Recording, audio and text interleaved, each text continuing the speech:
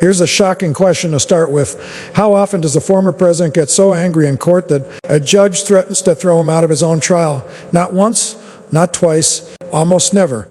Yet this time, it happened in front of a jury in real time, with cameras watching every move. And it wasn't because of some minor argument or legal technicality. It was triggered by something far more dangerous. What caused the explosion?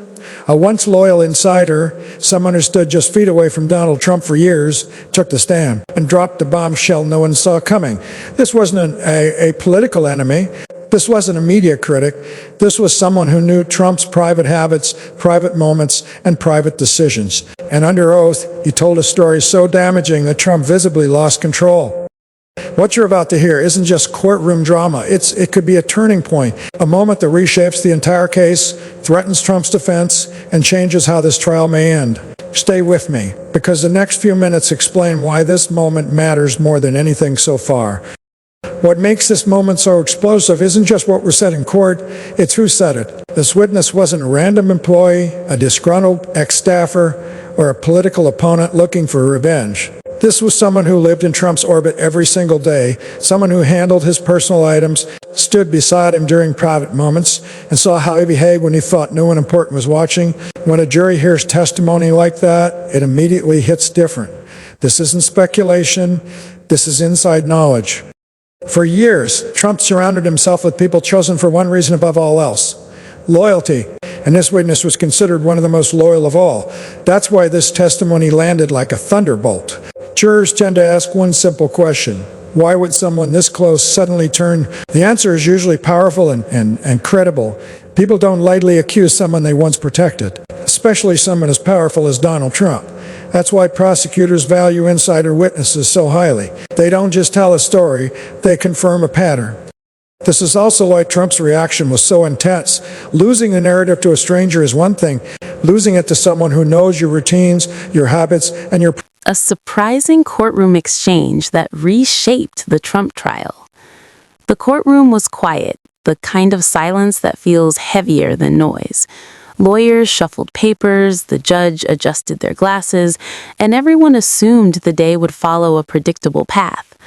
Then one exchange changed the entire mood of the room, not with shouting, not with drama, but with a few carefully chosen words that instantly shifted the direction of the trial. This moment is being described by legal observers as one of the most significant turning points so far. To understand why it mattered, we need to slow down and look at what actually happened. Not the headlines, not the exaggerations, but the facts and the legal weight behind them. This trial has always been about more than personalities. From the beginning, it has centered on credibility, intent, and timelines. Prosecutors have worked to build a structured narrative, while the defense has focused on doubt, procedure, and interpretation. For days, testimony followed expected patterns. Witnesses confirmed documents, lawyers asked familiar questions. Nothing seemed out of place until this witness took the stand. Private reactions is something else entirely. It feels personal. It feels uncontrollable. And in a courtroom, that loss of control is dangerous. When an insider speaks, jurors don't just hear words.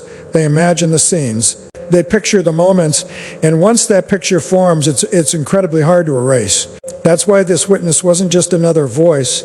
He was the most damaging voice possible. One of the most important reasons this moment shook the courtroom is simple but powerful. This wasn't secondhand information. This wasn't someone told me or I heard about it later. This witness told the jury very clearly, I saw it with my own eyes. In legal cases, that distinction changes everything.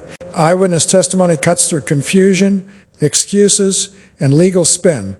It gives jurors something solid to hold on to, an actual human being describing what happened in real time. Most high-profile trials rely heavily on documents, timelines, and expert interpretations. Those matter, but they can feel abstract. Eyewitness accounts are different. They create images in the jury's mind. Instead of thinking about paperwork or legal arguments, jurors picture a real moment, a real action, and a real decision. That's why prosecutors place enormous value on eyewitnesses, especially when they're calm, detailed, and confident under oath. And that's exactly what happened here. This is also why the testimony was so hard for the defense to attack. You can argue about intent, you can debate legal interpretations, but it's much harder to explain away a witness who says, "I was there."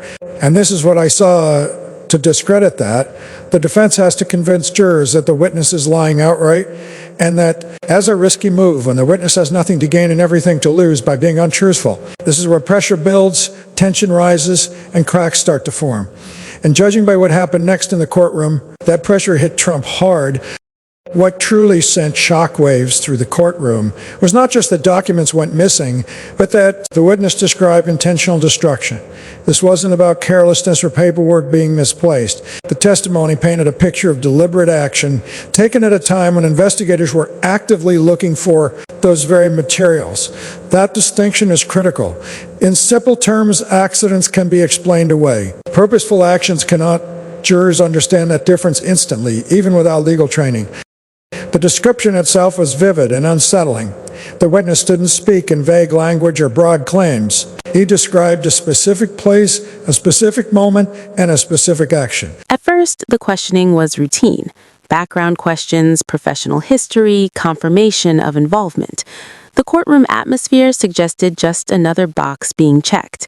But then the questioning turned to a specific interaction, one that had previously been mentioned only briefly in documents. The witness paused. That pause mattered. In legal settings, hesitation can signal uncertainty, but it can also signal something else: calculation. When the witness finally answered, the response did not contradict earlier statements, but it reframed them subtly. Precisely, and that reframing landed like a shockwave. Instead of confirming the assumed sequence of events, the witness clarified timing in a way that challenged the prosecution's implied narrative, not by denying facts, but by reordering them. This is where the courtroom energy changed. Prosecutors immediately followed up, attempting to regain control of the timeline, but the witness remained consistent, calm, and specific. No visible emotion, no dramatics, just clarity. From a legal standpoint, this is dangerous territory for any case built on inference rather than direct evidence. Observers noted that the defense team, who had been relatively still until this point, suddenly leaned forward. They recognized the opening immediately. What made this exchange so powerful was not that it introduced new evidence, but that it altered how existing evidence could be interpreted. In trials, interpretation is everything. A single adjustment in sequence can weaken assumptions that took weeks to build. The judge allowed the line of questioning to continue, signaling that the clarification was legally relevant. That decision alone amplified the moment's importance. If it were insignificant, it would have been redirected. It wasn't. That kind of detail matters because it signals memory, not imagination. Prosecutors aim for this kind of clarity because it allows jurors to visualize the event as if they were standing in the room themselves. Once that mental image forms, it becomes emotionally powerful and incredibly difficult for the defense to undo. This is where everything escalates. Allegations of intentional evidence destruction strike at the heart of accountability. It suggests awareness, fear of consequences, and a conscious decision to interfere with an investigation. For jurors, that often raises a simple but devastating question. If there was nothing to hide, why destroy anything at all? That question lingers. It doesn't require legal jargon or expert explanation. It relies on common sense. And when common sense starts aligning with testimony, the defense loses ground fast. This single allegation didn't just add damage, it changed the entire story of the case, turning it from a dispute over records into a question of deliberate obstruction. What takes this testimony from troubling to devastating is when the alleged actions happened. According to the witness, these events didn't occur years earlier in some vague, forgettable moment. They happened after authorities had already made it clear they were seeking the documents. That timing matters more than almost anything else in a courtroom. Jurors may forgive confusion, they may forgive mistakes, but actions taken after official requests signal awareness, and awareness changes how everything is judged. In simple terms, from that point on, the tone shifted. Prosecutors became more careful. Questions became longer, more controlled. The defense, on the other hand, became sharper and more confident. They didn't overplay their hand. Instead, they let the witness's own words do the work. Legal analysts watching the trial later noted that this was a textbook example of how trials can pivot without any dramatic confrontation. No objections, no raised voices, just a recalibration of facts. It's also important to understand what did not happen. There was no outburst, no chaos. Despite some sensational headlines, the courtroom remained orderly, but intensity does not always look loud. Sometimes it looks like silence after a sentence lands. That silence is what many reporters described. Why does this matter moving forward? Because trials are cumulative. Jurors don't just remember one statement, they remember patterns. And when a pattern cracks, even slightly, it introduces reasonable doubt. The defense doesn't need to prove an alternative story beyond all doubt. They only need to show that the prosecution's story is not as airtight as it first appeared. This exchange did exactly that. Following the testimony, legal commentators began reassessing their predictions. Some emphasized that one moment does not decide a case. That is true, but moments like this influence how every future piece of evidence is received.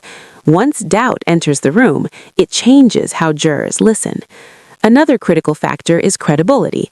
The witness did not appear evasive or hostile. Their tone was measured. Their answers were consistent. That matters, because juries often evaluate how something is said as much as what is said. Confidence without aggression tends to carry weight. From a strategic perspective, this also places pressure on upcoming witnesses. Prosecutors may need to spend more time reinforcing timelines that were previously assumed. The defense, meanwhile, can now return to this exchange repeatedly, connecting it to other testimonies. In legal terms, this is called reframing the narrative arc.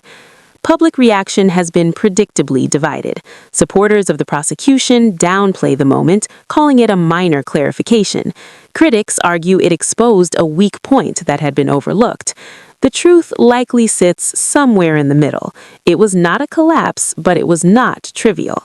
Experienced legal lawyers often say that cases are rarely won by one explosive revelation. Instead, they are shaped by quiet moments that force jurors to rethink what they thought they understood. This was one of those moments. As the trial continues, this exchange will likely be referenced again, either directly or indirectly. Lawyers will circle back to it, analysts will debate its significance, jurors will remember how it made them feel in that moment of silence. And that is why it mattered. Not because it ended the case, but because it reshaped the way the case is now being seen. If you want clear, calm breakdowns of major courtroom moments without hype or distortion, make sure to stay connected. The most important shifts in trials often happen quietly, and those are the ones worth paying attention to.